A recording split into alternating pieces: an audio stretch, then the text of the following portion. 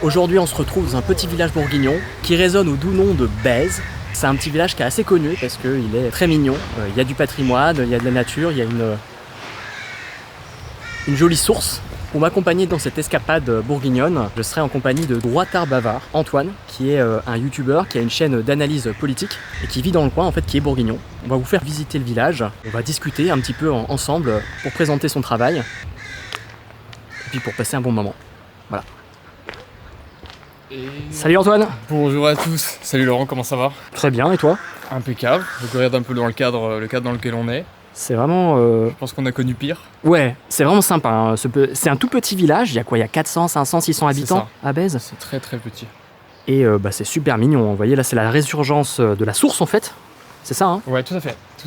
Là, juste en face de nous, juste là au centre, on voit... Ah oui, t'as raison, on voit d'ailleurs les remontées, c'est ça qui crée les petites ondulations qu'on voit à la caméra. Petit village magnifique qui était en lice pour le titre de meilleur village de France. Là on est vraiment à la source, mais même le reste du village lui aussi est vraiment magnifique, quoi.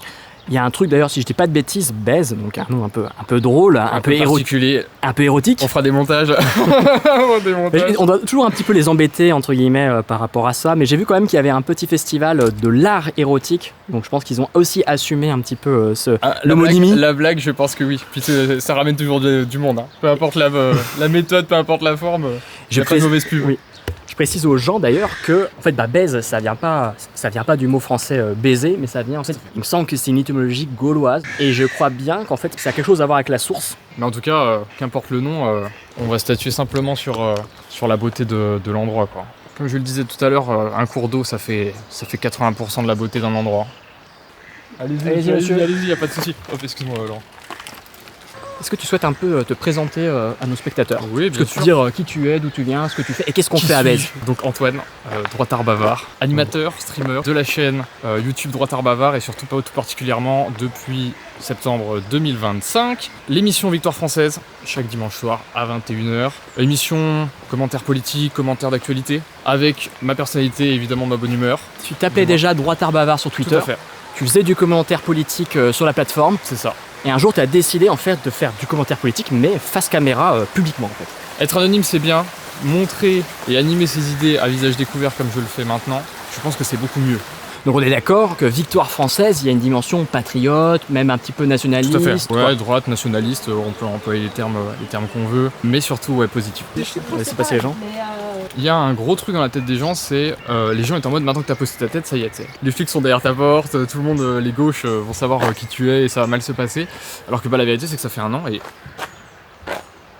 je suis toujours entier, ça va toujours bien, il n'y a pas de conséquences immédiates, je sais pas quoi, dans la vie de tous les jours. Là tu parles beaucoup de ton activité sur YouTube. Qui est Droitard Bavard? Qui est Antoine? Eh bien Antoine, il va bientôt avoir 30 ans. Et là, ça va être un tollé dans les commentaires, les gens vont dire quoi? Je croyais qu'il avait 25 ans. Moi je pensais qu'il en avait 15.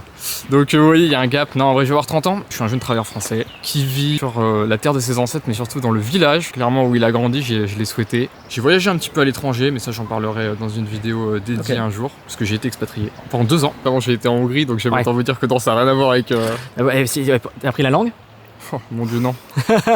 Mon dieu non, ouais c'est ça, c'est très particulier. En plus l'hongrois est vraiment une langue extrêmement particulière. Mais justement j'ai senti le besoin de revenir en fait, non seulement sur ma terre, mais vraiment chez moi. C'est-à-dire que là aujourd'hui je ne voudrais pas quitter mon village. Même si je pourrais en avoir l'opportunité et tout, je ne voudrais pas, parce que c'est ici chez moi.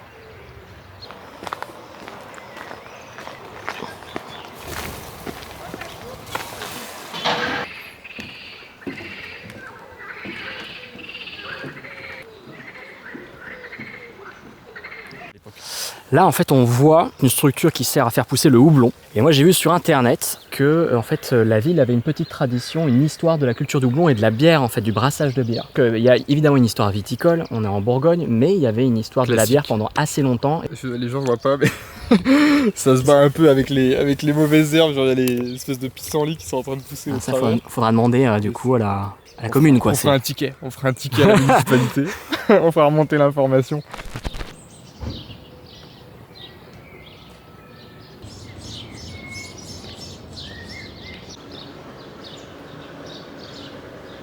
Des conflits, ça fait plaisir. La Bourgogne et la Lorraine. Meilleur moyen de créer des guerres. Meilleur moyen de créer des conflits dans les commentaires. VF. VF total.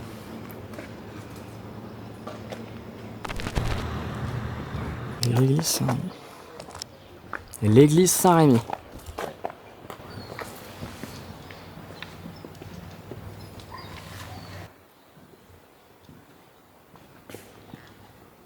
T'as toujours été catholique, toi, Antoine? Pour ce qui est de la foi, non, j'y suis retourné plutôt vers la vingtaine. Au début de la vingtaine. J'étais baptisé, j'ai fait ma communion. Le collège s'est chargé de plutôt m'éloigner de la spiritualité et de la foi, mais j'y suis retourné plutôt vers 22 ans par là, ouais. C'est magnifique.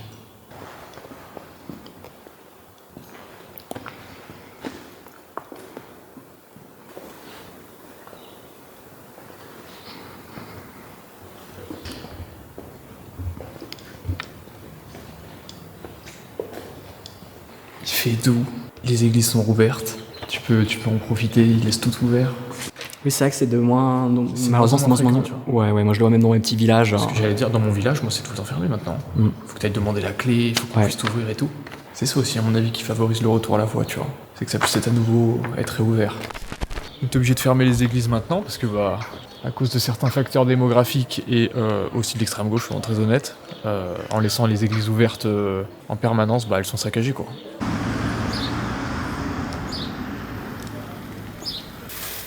Bonjour monsieur. Ouais, bonjour. Qu'est-ce que vous bricolez? Initiation au tournage sur bois. Ah. Voilà. Alors, l'idée après, là pour vraiment faire la finition.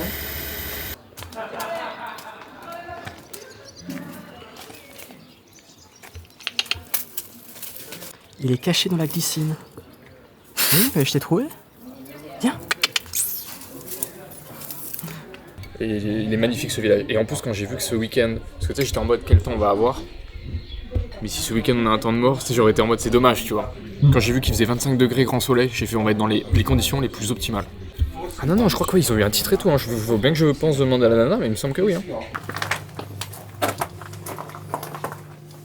C'est le petit secret. Sympathique. Le plus beau village de France. Ouais, c'est alors, ça. En 2017, avec Stéphane Bern, je sais plus combien ils sont arrivés, on n'a pas gagné, mais... On a des grands crus des Maranges, de Givry et de Volnay. Ah, et des Claude Besse, oui, forcément. C'était revendu aux moines de Chambertin. Donc il y a une toute petite parcelle, en fait, ça vient d'ici. Alors, je suis pas convaincue que les vignes, ça soit encore celles qui étaient ici.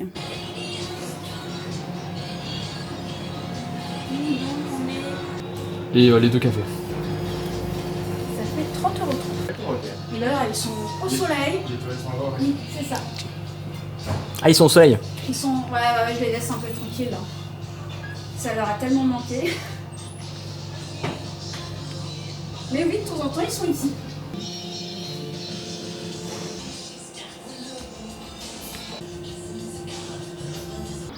Tu te figures l'auberge traditionnelle française, bourguignonne. J'ai dit, moi, c'est l'auberge du Bonnet Fringant. C'est ta voiture, ça, Antoine Bavard? Voilà, depuis que Victoire Française a été propulsée dans une dimension jamais espérée, j'ai le luxe de pouvoir rouler en Porsche Carrera. Merci aux abonnés et continuez à faire des dons. Non, je rigole, pour que je puisse changer les jantes. Ils sont pas trop encore à mon goût.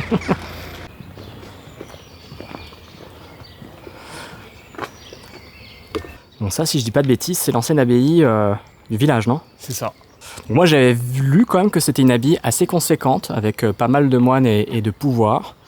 Et notamment, j'avais remarqué que c'était en liaison avec Saint-Colomban, en fait. Et si vous êtes curieux, j'ai fait une vidéo avec Guillaume sur la ville de Luxeuil, où Saint-Colomban avait créé propre abbaye. Et malheureusement, aujourd'hui, on est encore trop tôt dans la saison. Ils ouvrent en fait durant l'année, l'été, pour faire visiter. Là, c'est pas encore le cas. Mais c'est magnifique, hein. Ouais. Et là, on va aller voir un magnifique lavoir. C'est vrai, c'est parti. C'est le lavoir des Sœurs. Je voulais vous faire le récit en fait de tout ça, mais j'ai pas eu le temps d'apprendre le texte avant qu'il arrive.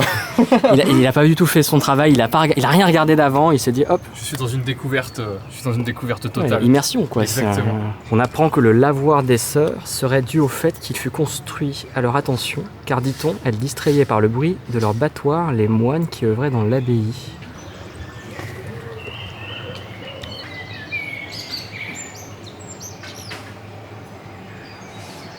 vous voyez, endroit magnifique. Et si vous continuez de soutenir nos deux chaînes, peut-être qu'un jour on aura l'immense bonheur de pouvoir s'acheter une maison en bord, en bord de rivière comme ça. Mais il va falloir continuer de nous aider. Hein. C'est les vestiges, les derniers vestiges des fortifications qui étaient certainement beaucoup plus nombreuses à l'époque médiévale et fin médiévale. On a comment ramasser les crottes de son chien en seulement 6 étapes. Donc ça peut intéresser certains spectateurs, ça, par exemple. On soit venu à partir de cette période-là. Mais là, c'est nickel. On est encore vraiment dans le printemps, celui-ci. Ça ? Ouais. Et en fait, si c'est pas entretenu, il commence à bomber, etc., à descendre. Et les murs à rénover comme ça au mètre linéaire, c'est une folie le prix. Ouais, pour respecter les plans d'urbanisme et les... Exactement, et puis tu fais ça à la chaux et compagnie. Et je te jure, pour trouver des artisans qui vont te le faire, c'est que des restaurations de patrimoine, des trucs comme ça. Le billet, il y a un 0 qui s'ajoute direct. Ouais, bien sûr. Et je le sais parce que on a une asso, etc. Il y a un lieu qui est concerné par cette problématique-là. Donc là, on est en train de voir pour monter, démonter le truc tous ensemble pour essayer de faire baisser la note, pour faire une partie du boulot nous-mêmes. Parce que si on fait tout faire par l'entreprise, c'est pas possible. Tu vois, c'est la rue du Vieux Mur. Voilà, c'était même pas calculé. C'était même pas calculé. Le fauve. Doucement, touche pas. Tu m'as mouillé. Merci. Alors ça, Antoine, c'est l'ancienne école monastique. Pas grand chose à dire de plus dessus, quand même un petit peu délabré. Ils ont bouché en fait au béton là les alcôves et ça fait horrible. J'imagine pas le jour où il va falloir tout péter pour celui qui voudra se lancer dans les travaux de les restaurer. Hein. Ouais. Il va avoir une... Puis en fait on voit la beauté à côté. Dans les années 1280 que l'école de Bèze est transférée dans le bourg. Donc en fait le bâtiment il est vieux des années 1280. Alors je comprends du coup qu'il soit en très mauvais état, mais du coup c'est un petit peu une gageure qu'il soit pas restauré. Il formait 60 élèves, donc 40 garçons et 20 filles, classés depuis 1914, dont la partie de droite a été restaurée par son propriétaire en 2008. Ok, donc le propriétaire a eu assez d'argent pour restaurer la partie de droite, pas la partie de gauche en fait. Est-ce que tu penses que ça a à voir avec ses inclinaisons politiques qu'il n'ait restauré que la partie de droite? Assurément, je l'ai vu d'ailleurs passer devant nous et je l'ai vu tendre le bras. Toujours plus. Ah ouais, on apprend même que les façades ont failli partir pour les États-Unis en 1913. Bon là on est devant la statue du Shannon Kearn, qui est la personnalité qui a donné son nom à la... comment on pourrait appeler ça? Un alcool, ouais c'est ça. Et qui consiste en... un blanc sec et de la crème de cassis. Ok, tout simplement. Tout simplement. Et c'est devenu une institution, on va dire, dans la région dijonnaise, quoi, c'est ça? Tout à fait. Tout à fait.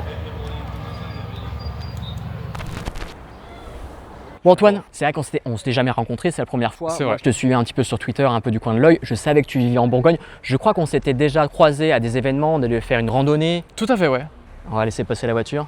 Ouais, je pense qu'on peut l'avancer. Je crois que je t'avais déjà croisé une ou deux fois, une randonnée, peut-être une randonnée avec Elix Dijon, je crois que c'était à Bibracte, sur le Mont Édouin. Ouais, tout à fait, ouais. Et je sais pas, peut-être à d'autres événements, je sais plus. Oui, non, mais on s'est déjà, on s'est aperçu au colloque, de l'Iliade, l'Institut Lydiade. Ça t'avait rempli d'énergie, je crois, c'était tout à fait. Le colloque de l'Iliade, ouais. Que des gens bien habillés, très bonne ambiance, lieu incroyable. Ouais. Genre, qu'est-ce qu'on peut espérer de plus que de rassembler des Européens, des Français dans un cadre magnifique, intellectuel, élitiste, on peut assumer, je pense, le terme. Et il y a la buvette. Il y a la buvette et les stands. Et puis c'est le rendez-vous annuel, quoi. Que je voulais ajouter, la première chose, c'est on est tous les deux en marinière, mais sachez que ça n'a pas été coordonné. On a vraiment fait genre comme Spider-Man, on a ouvert nos vestes tout à l'heure et on avait la même tenue. Moi, je me suis dit, tiens, ça serait cool, je vais mettre une marinière, ça peut être sympa. Après, je me suis souvenu que je t'avais déjà vu avec une marinière, mais je me suis dit, oh, les chances qu'il l'emporte à nouveau. Et si. Et si. Je pense que les gens nous prennent pour Dupont et Dupont, comme si on s'était accordé, c'était le concept de l'émission, qu'on fait une sorte de faux cousin, ou je sais pas. Pas du tout. Et après, on visite comme ça des coins en marinière. Et non, le truc que je pourrais ajouter, qu'on a un petit peu discuté, c'est une notion d'engagement, de vous engager dans des associations, dans les groupes. Donc des communautés locales en fait. C'est ça, des communautés locales. Je sais que toi tu es du côté plutôt des Braves, donc il y a les Téméraires notamment en Bourgogne. Moi je suis plus proche du groupe qui est Elix, qui est un groupe local nationaliste, mais il y en a plein d'autres. On les salue évidemment. C'est là aussi qu'on s'est un peu rencontrés, c'est comme ça aussi qu'on a fait un peu connaissance dans le milieu. Et ça vous donnera un cadre en fait de gens qui pensent comme vous, proches de chez vous. Et je pense qu'en ce moment, plus que jamais, on en a besoin, quoi. C'est vrai que pour ma chaîne aussi sur Vivre Européen, les gens se disent ok, je vais visiter l'Europe. C'est vrai. Et moi j'aime bien aussi l'idée de visiter en fait des coins pas loin de chez soi. C'est plus simple, c'est agréable et même vous en fait, on a la chance en Europe de l'Ouest et en France en particulier d'avoir un patrimoine qui est énorme. Il n'y a pas forcément besoin d'aller au bout de l'Europe en fait, pour découvrir des coins chouettes. Je pense qu'il y a toujours des petits villages qui ne sont pas forcément classés ou pas classés autant et qui des fois sont aussi intéressants en fait. Et les gens en fait se rendent pas compte qu'une simple association de quartier peut redynamiser des zones entières de vos propres villages. L'engagement, ça peut être aussi ça. Vous ne voulez pas militer à visage découvert pour vos idées, il n'y a pas de souci, mais vous pouvez les incarner facilement, je trouve, dans une association locale. Est-ce que tu as un mot de la fin à donner aux abonnés ou aux gens qui vont voir cette vidéo? N'oubliez pas que Dieu vous aime et nous aussi. Portez-vous bien, chers Européens, chers Français, gardez la tête haute. Les épreuves s'annoncent, mais on va avoir besoin du courage de chacun, donc n'hésitez pas à vous engager. On en a tous besoin.